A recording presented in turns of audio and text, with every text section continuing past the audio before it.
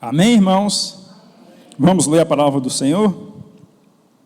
Diz assim: por aquele mesmo tempo, o rei Herodes estendeu as mãos sobre alguns da igreja para os maltratar, e matou a espada Tiago, irmão de João. E vendo que isso agradara aos judeus, continuou mandando prender também a Pedro. E eram os dias dos asnos.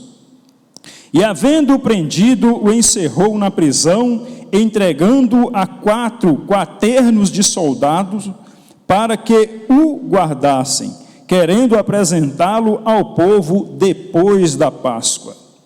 Pedro, pois, era guardado na prisão, mas a igreja fazia contínua oração por ele a Deus. E quando Herodes estava para o fazer comparecer, nessa mesma noite estava Pedro dormindo entre 2 soldados, ligado com 2 cadeias, e os guardas diante da porta guardavam a prisão. E eis que sobreveio o anjo do Senhor e resplandeceu uma luz na prisão. E tocando a Pedro no lado, o despertou dizendo: levanta-te depressa. E caíram-lhe das mãos as cadeias.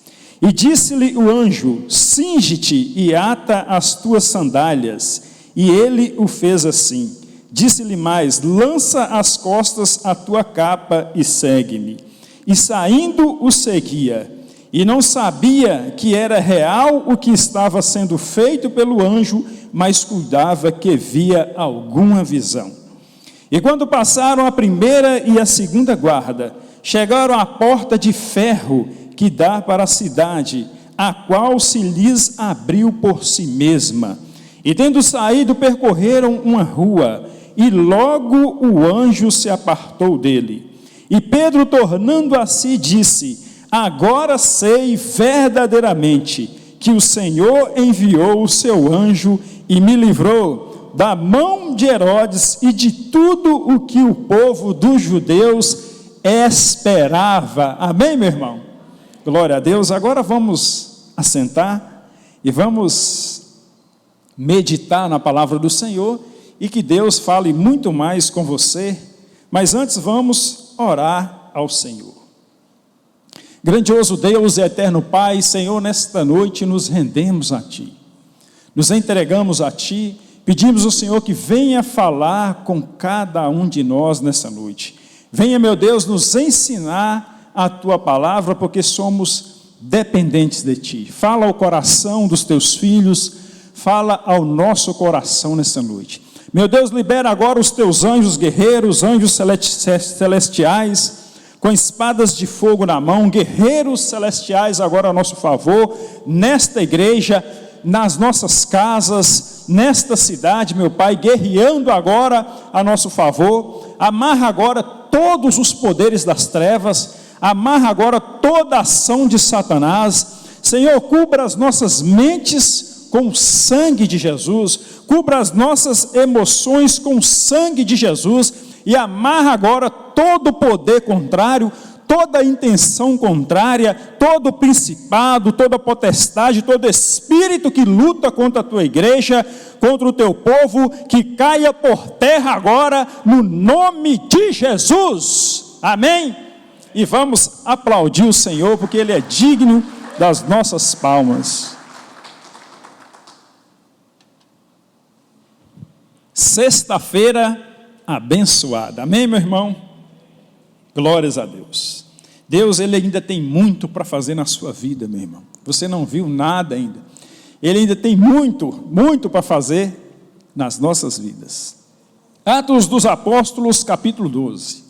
Quando eu abro a minha Bíblia em Atos, capítulo 12, eu leio que por aquele mesmo tempo, o rei Herodes estendeu as mãos sobre alguns da igreja para os maltratar. Olha para você ver. Por isso que você vai ver ainda nesse capítulo 12, que Herodes vai morrer comido de bicho. Sabe por quê, meu irmão? Ninguém maltrata a igreja de Cristo e fica impune. Quem persegue a igreja, persegue a Jesus Cristo. Quem persegue a igreja está perseguindo a Jesus. E quem pode com o braço poderoso de Deus?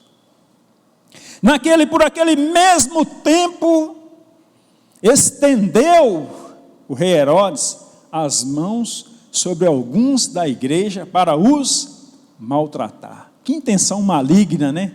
Maltratar aqueles que pregavam Jesus Cristo, aqueles que só faziam o bem, aqueles que só queriam o bem das pessoas, Herodes queria maltratar. Mas você sabe o que me chama a atenção aqui nesse versículo? É que a igreja primitiva, mesmo debaixo de perseguição, eles continuavam a buscar o Senhor. A igreja primitiva, mesmo debaixo da opressão, eles não paravam. Eles continuavam a buscar a Deus. Eles continuavam a pregar a palavra de Deus. Mesmo com perseguições e mortes, a igreja estava crescendo. Mesmo com toda essa opressão em cima da igreja, muitas pessoas eram batizadas, muitas pessoas convertiam e milagres aconteciam, mesmo debaixo daquela opressão. Herodes estava perseguindo a igreja primitiva, ela dá um grande exemplo para nós, a igreja de hoje, essa força de vontade em permanecer na presença de Deus. E às vezes, meu irmão, quando eu olho para essa passagem, quando eu olho para a minha realidade, para muitas pessoas que eu conheço, você sabe o que eu vejo? Eu vejo que muitas pessoas não estão suportando muitas coisas por amor a Jesus. Eu vejo que às vezes as pessoas se desviam do Senhor por coisas banais, para ir para a bebedeira, para ir para as festas mundanas, para ir para certas coisas que não compensam nesse mundo, coisas simples, coisas pequenas. As pessoas muitas vezes abandonam Jesus Cristo por essas coisas.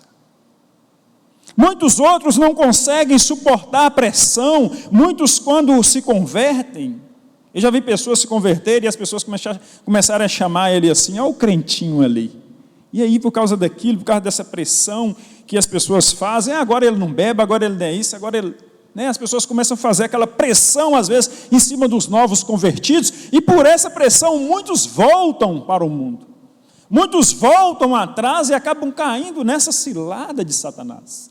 Talvez, meu irmão, você esteja sofrendo alguma pressão por servir a Deus, talvez você esteja passando por alguma pressão por ser cristão, por estar na presença de Deus, talvez você vive alguma angústia na sua vida, mas eu quero dizer para você, isso vai passar, meu irmão.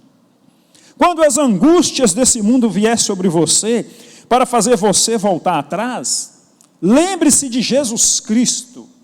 Jesus é o maior exemplo para mim e para você. Jesus, ele sofreu uma angústia tão grande, que o seu suor se transformou em sangue. Imagina você a angústia e o sofrimento de Jesus Cristo. Então olhe para Jesus, quando as pressões virem sobre você, quando o diabo enviar um ou outro para falar alguma coisa, olhe para Jesus Cristo, que é um grande exemplo para mim e para você. Jesus Cristo sofreu uma grande pressão, como eu já falei, a ponto do seu suor se transformar em sangue. Mas quando você olha para a vida de Jesus, você pensa que o sofrimento dele foi só na cruz. Não, irmão. O sofrimento de Jesus não foi só na cruz. Jesus, ele sabia tudo o que ele iria passar. Ele sabia tudo o que ele iria passar. Então, o sofrimento dele começou muito antes. Quando você sabe de algo que você vai passar, a pessoa sofre antes. Imagina você, aqueles presidiários que estão no corredor da morte, esperando a sentença pode sair a qualquer dia, e eles estão ali esperando a execução. Aqueles homens sofrem todo dia. Eles estão sofrendo todo dia. Imagine a vida que Jesus viveu, sabendo tudo o que ele iria passar naquela cruz. Lá em Lucas capítulo 12, versículo 50, Letícia, por gentileza, Jesus, ele chega para os discípulos e faz um desabafo. Jesus, ele fala assim para os discípulos: importa, porém, que eu seja batizado com um certo batismo, e como me angustio até que venha cumprir-se. Jesus estava falando sobre a cruz. Jesus estava falando sobre aquilo o que ele iria passar. O que ele iria suportar no meu lugar e no seu lugar. Porque era um cordeiro perfeito, sem mácula, e foi no meu lugar e no seu lugar. Então o sofrimento de Jesus é muito antes da cruz. Às vezes vem uma pressão na sua vida, para você voltar para o mundo, lembre-se de Jesus Cristo. Olha o exemplo de Jesus para mim e para você. Importa que eu seja batizado com um certo batismo. E como me angustio até que esse batismo venha a cumprir-se. Como me angustio, como sofro até que isso venha a cumprir. Então o sofrimento dele não foi só na cruz.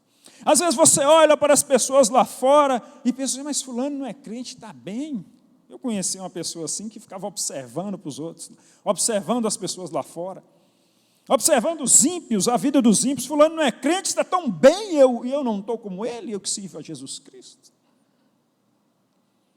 Meu irmão, as pessoas aí no mundo aí fora, as pessoas que não têm Jesus na sua vida, elas podem parecer felizes, podem parecer, mas caminham rumo à destruição. Evangelho de Lucas, capítulo 17, versículo 28, Jesus, ele diz assim, como também da mesma maneira, nos dias de Ló, comiam, bebiam, compravam, vendiam, plantavam, edificavam. 29.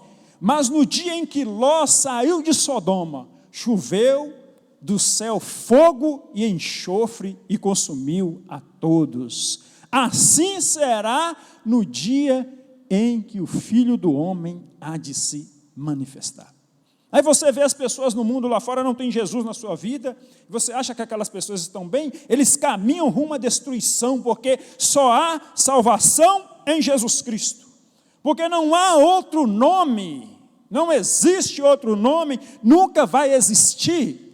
Não existe, nunca existirá outro nome, além do nome de Jesus Cristo, para o qual nós devemos ser salvos. Essa palavra merece suas palmas, meu irmão.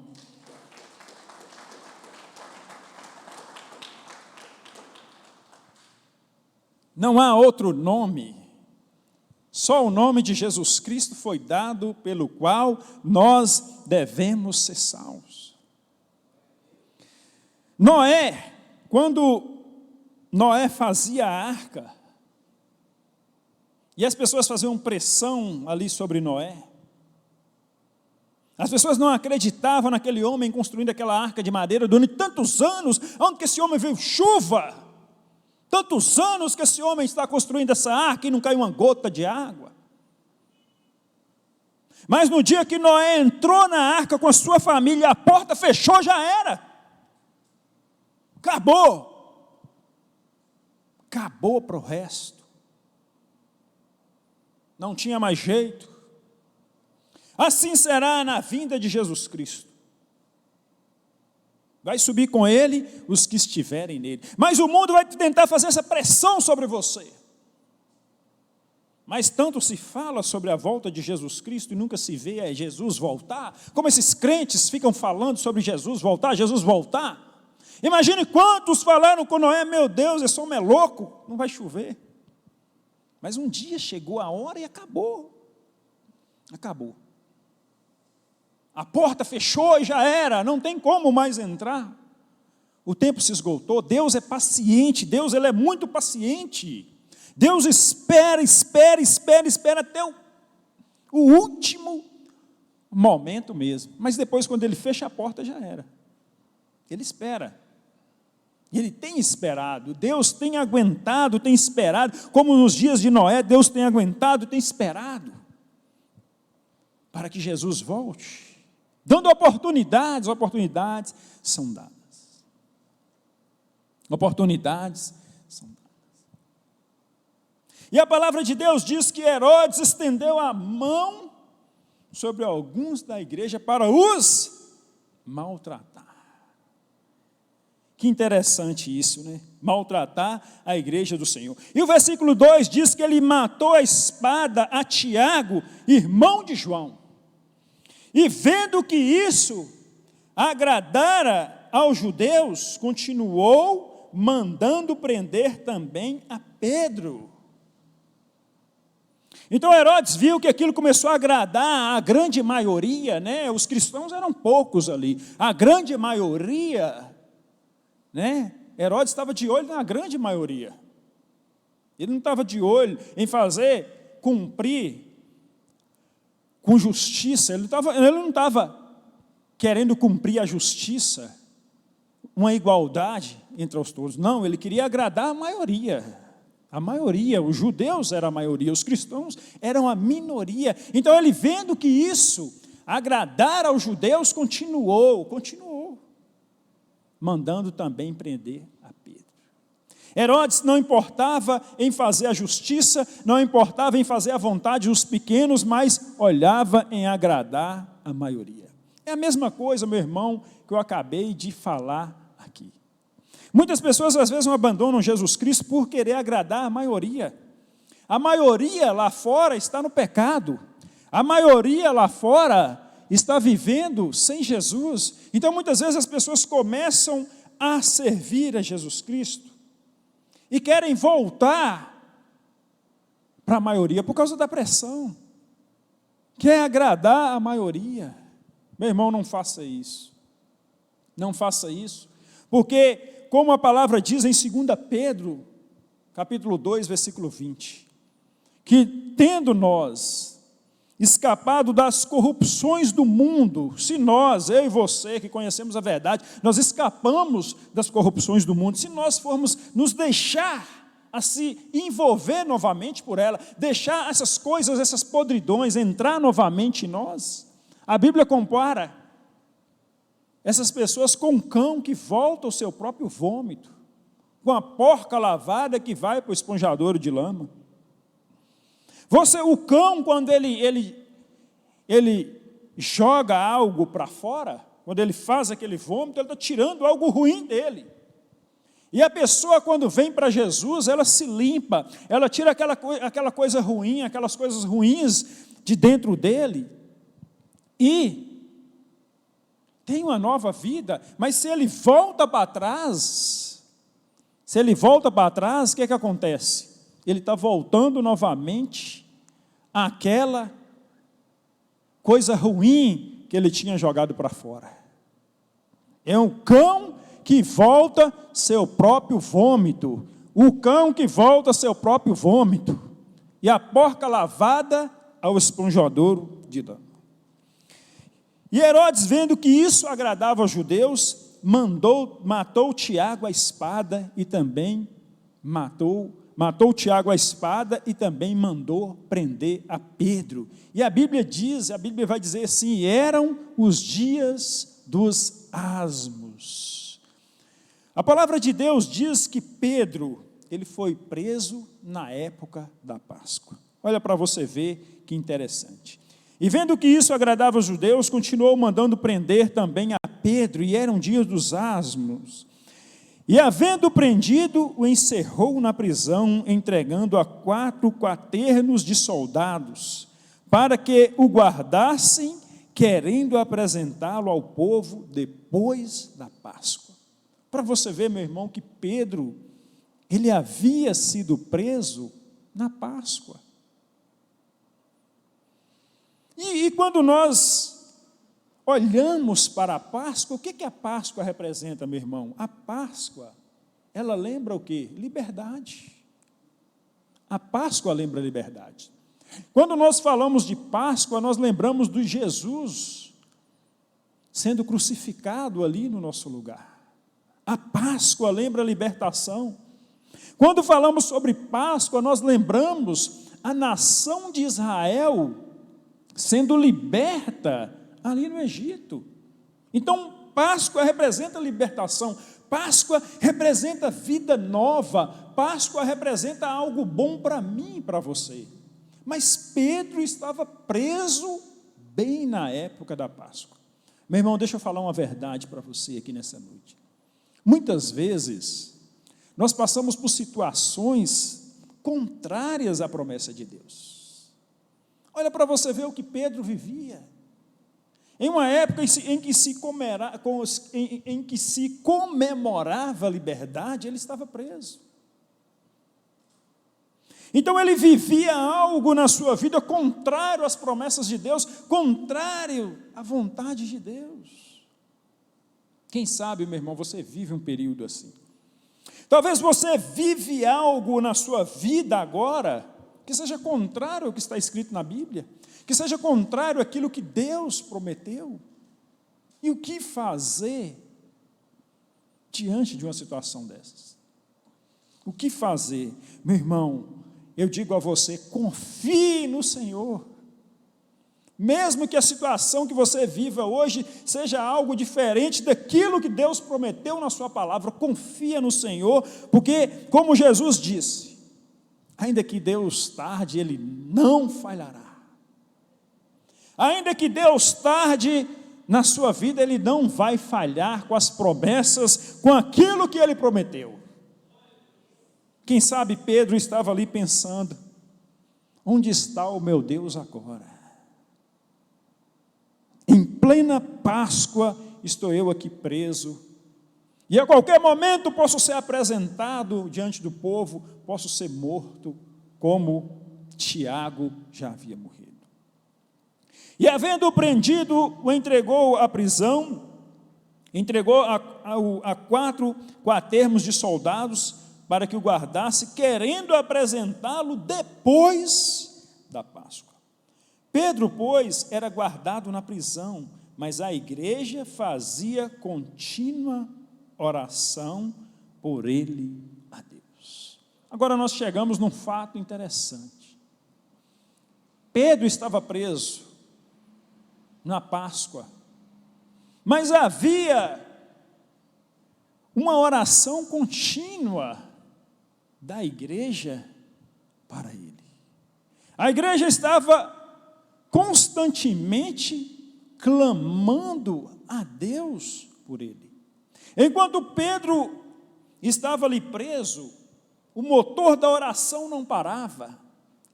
A Bíblia é clara em dizer a palavra contínua. Essa palavra quer dizer que a oração não parava. Muitas vezes as pessoas, ou nós, começamos a orar por certa coisa e paramos. Oramos um certo tempo e paramos, mas a igreja primitiva agora ela dá um exemplo para nós, de não desistir da oração. É o que o Senhor Jesus falou. O Senhor Jesus é claro no final dessa palavra, mas para o final eu quero abrir uma parábola em que ele fala sobre isso. O Senhor Jesus é claro nessa questão da oração. A igreja fazia uma oração contínua por Pedro a Deus. Meu irmão, deixa eu te falar outra verdade nessa noite. Posso falar? A igreja primitiva, ela não tinha dinheiro. Para chegar aqui, vamos pegar uns milhões aqui, vamos lá em Herodes e vamos pagar ele para soltar Pedro. A igreja primitiva não tinha isso. A igreja primitiva não tinha um conhecimento com algum poderoso da época, para chegar lá e conversar com essa pessoa poderosa e pedir ela para ir lá conversar com Herodes para soltar Pedro. A igreja também não tinha essa influência com os poderosos da época. A igreja primitiva não tinha um político lá de cima que ela pudesse chegar para esse político conversar e falar com ele para ir lá conversar com Herodes para soltar Pedro. Não tinha. A igreja primitiva não tinha um peixe, um pistolão, alguém para mandar ir lá, para pedir, para soltar Pedro. Não tinha dinheiro para pagar, para soltar ele. Ela não tinha essas coisas. Mas a igreja primitiva tinha. E a igreja de hoje também tem. Algo que é muito maior do que todas essas coisas. A oração. A oração, meu irmão. A oração. A igreja primitiva tinha, e a igreja de hoje tem a oração. Meu irmão, a oração é um ministério para todos. Pregação, pregar a palavra, não é um ministério de todos, mas a oração é um ministério de todos. Mas nem todos executam esse ministério. A oração, ela é a única coisa que pode mover o braço de Deus. É a única coisa, meu irmão, que pode fazer o braço de Deus mover, chama-se oração. A igreja primitiva não tinha esses benefícios que eu falei, para tentar soltar o preto, mas ela tinha e tem, a igreja de hoje tem algo que pode mover o braço de Deus. Mas existe um segredo aqui, meu irmão, que eu quero te falar nessa noite, um segredo, uma palavra muito importante que eu quero te falar nessa noite, é a palavra contínua. Grave isso no seu coração. Grave essa palavra no seu coração, que aqui está o segredo, palavra contínua. Grave essa palavra no seu coração, porque é ela que vai fazer mover o braço de Deus.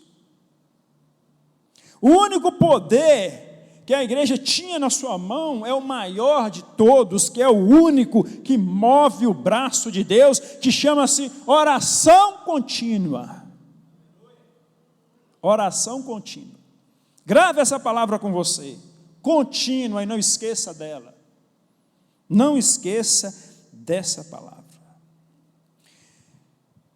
Pedro, pois, era guardado na prisão, mas a igreja fazia contínua oração por ele a Deus. E quando Herodes estava para o fazer comparecer nessa mesma noite, olha para você ver. Que interessante essa palavra agora. Eu cheguei num ponto interessante dessa palavra. Herodes agora quer fazer Pedro comparecer diante do povo para o condenar, para o acusar, para forjar sua morte, ele quem sabe. Naquela mesma noite. Era naquela noite. Olha que acontecimento maravilhoso. E quando Herodes estava para o fazer comparecer, nessa mesma noite, estava Pedro dormindo entre dois soldados, ligado com duas cadeias. Eu não acredito numa coisa dessa. Pedro ia ser levado diante do povo, naquela mesma noite. Poderia ser condenado e morto, e Pedro estava dormindo. Meu irmão, quando eu falo em dormir, para você dormir, você tem que ter paz. Para você dormir, você tem que ter tranquilidade. Como pode Pedro estar dormindo entre dois soldados na noite em que poderia ser morto? Dormir fala de paz. Dormir fala de tranquilidade. Ninguém consegue dormir quando está com problemas, quando está agitado. O seu sono não é bom, não dorme direito, mas Pedro poderia ser morto naquela noite e estava dormindo entre dois soldados. Que maravilha! Merece suas palmas para o Senhor, meu irmão.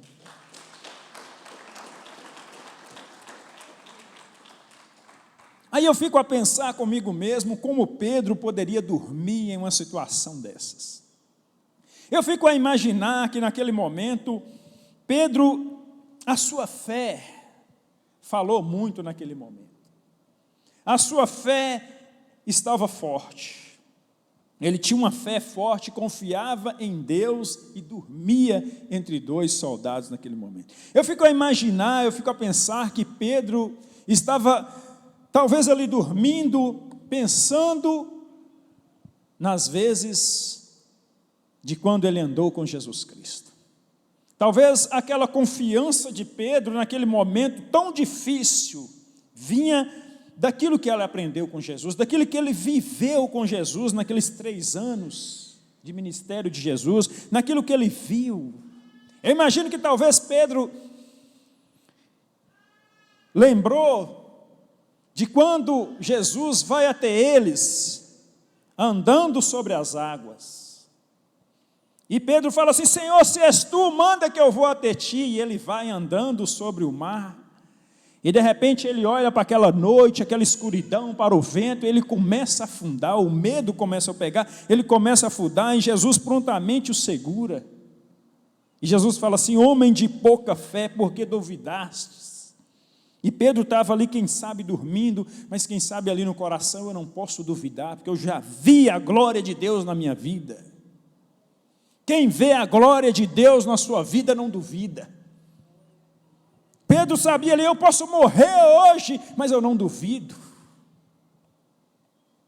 Ele não duvidava, por isso ele conseguia dormir ali, porque ele sabia que se o Senhor pode tardar, mas o Senhor não falha. E ele teve esse exemplo quando Jesus o segurou e falou assim: homem de pouca fé, por que duvidaste? Ele sabia que se ele não tivesse duvidado, ele andaria sem afundar. E Pedro tinha essa experiência com ele, Pedro tinha essa fé, por isso conseguia dormir naquele momento de tribulação entre dois soldados. E quando Herodes estava para o fazer comparecer, nessa mesma noite, estava Pedro dormindo entre dois soldados, ligado com duas cadeias. E os guardas diante da porta guardavam a prisão.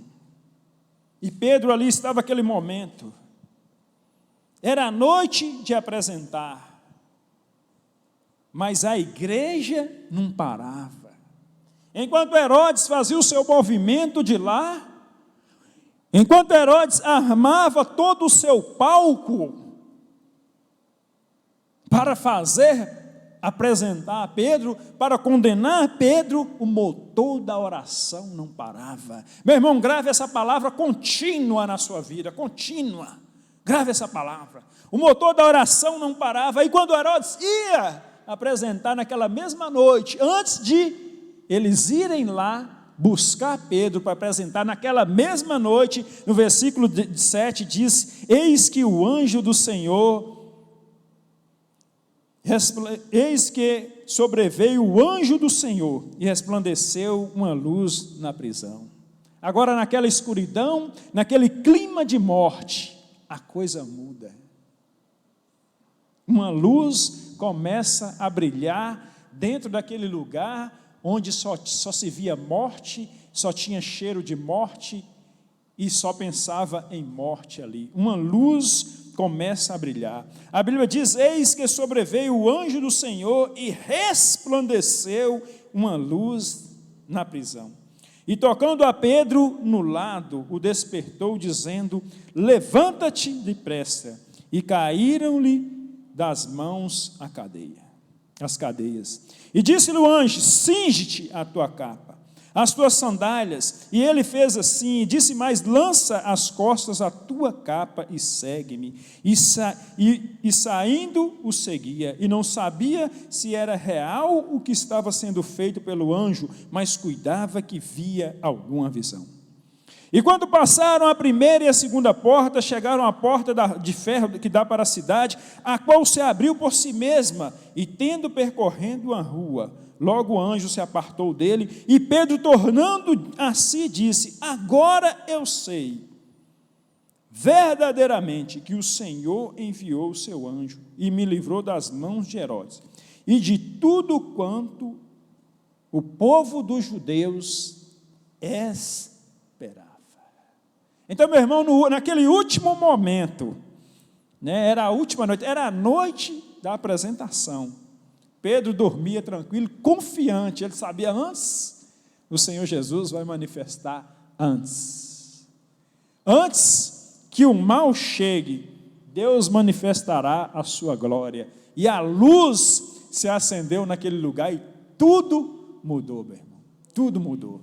Existe um grande segredo por trás dessa palavra, que é a palavra contínua. Contínua. Grave, meu irmão, essa palavra na sua vida. Contínua. O Senhor Jesus, ele contou uma parábola, mostrando para nós que nós temos o dever de orar sem desfalecer. Nós temos o dever. Jesus, nessa parábola, Jesus ele não fala que nós temos que orar, ele chama de dever. Ele fala de o dever que temos de orar sem desfalecer, sem cansar. Jesus conta a parábola de um juiz, um homem poderoso, um juiz, um homem poderoso, que não temia a Deus e nem respeitava homem nenhum. Quem poderia fazer alguma coisa contra esse homem? Quem poderia fazer esse juiz fazer alguma coisa? Se esse homem era poderoso, era um homem poderoso na cidade, não respeitava homem nenhum e nem a Deus ele temia, mas Jesus conta que uma viúva, Jesus vai trazer a viúva como uma das classes, mais fracas daquela época. Uma viúva, muitas vezes as viúvas não tinham ninguém por elas. Jesus vai trazer a viúva para mostrar a persuasão dessa viúva que causou. Jesus fala que essa viúva ia todos os dias diante daquele juiz poderoso, que não temia nem a Deus, e falava: faz-me justiça, faz-me justiça, faz-me justiça. A viúva ia continuamente, a viúva era contínua na presença daquele juiz. Faz-me justiça, faz-me justiça, faz-me justiça. Aí o juiz falou: meu Deus, o que eu vou fazer? Eu não temo a Deus, eu não respeito homem nenhum, não tem ninguém para... Mas essa viúva me importuna demais. E a viúva, com a sua continuidade ali, ela moveu o braço daquele juiz em favor dela. Ele falou: não, vou fazer justiça para essa mulher, senão ela não vai se calar. E Jesus fala assim: e Deus não vai fazer justiça aos seus filhos, que clamam a Ele dia e noite? Será que Deus não vai fazer justiça? Olha que interessante essa parábola que Jesus Cristo fala para mim e para você, para nós. Sempre buscarmos em oração e nunca desfalecer. Contínuo, meu irmão. O motor da oração, ele não pode parar. Ele não pode parar. Essa é a questão do milagre. Eu conheço um homem que ele orou por um milagre. Um filho dele teve uns problemas.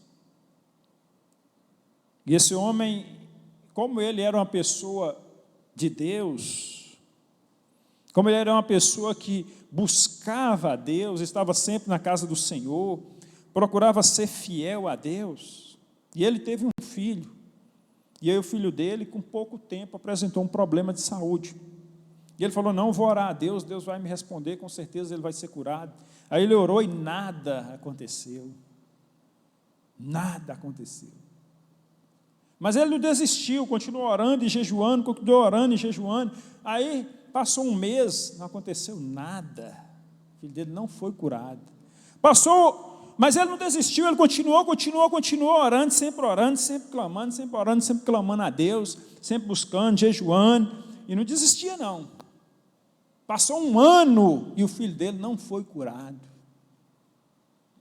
E ele foi e continuou, insistiu, continuou naquele mesmo ritmo que ele ia, sempre clamando a Deus, sempre orando, sempre ministrava, sempre ungia e clamou. E passou 2 anos e o filho dele não foi curado. E ele continuou, persistiu, passou 3 anos e o filho dele não foi curado.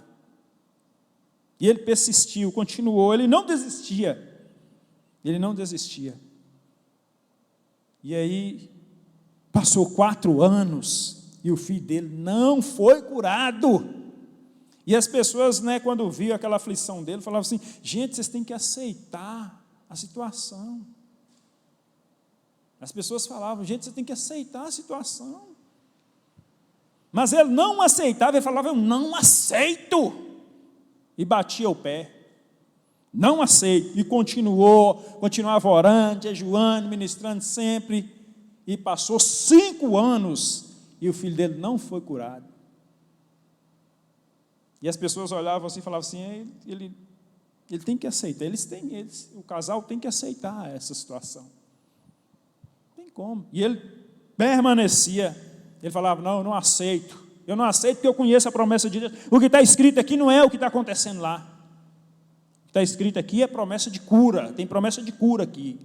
E passou, e ele continuou orando, ministrando, e não desistia. Passou 5 anos, e o filho dele não foi curado. Ia sempre no médico, era sempre aquela correria, médico, tratamento, e aí ele continuou orando, não desistia. Aí passou 6 anos, e o filho dele não foi curado. Mas ele continuou na oração e na intercessão. Quando chegou de 6 para 7 anos, o filho dele recebeu a cura. Recebeu a cura de 6 para 7 anos, o filho dele já estava grandinho, recebeu a cura mais nunca. Sabe o que é mais nunca? Glória a Deus, recebeu a cura. Ele não desistiu. O segredo é contínua. Porque, meu irmão, não é no nosso tempo, não é no tempo de Deus. É Ele que escolhe o tempo. Ele pode curar hoje, mas às vezes, eu penso que Deus queria trabalhar com aquela família, não entendo, mas no tempo certo, Deus fez um milagre, Ele não desistiu, e o milagre aconteceu na vida dele, porque não desistiu, ele seguiu esse exemplo que Jesus fala, o dever de orar sempre e não se deixar desfalecer, não se deixe desfalecer, mas exerça o ministério da oração, seja insistente, meu irmão, seja insistente, Deus, ainda que tarda, Ele não vai falar na sua vida, amém, meu irmão? Você pode aplaudir o Senhor?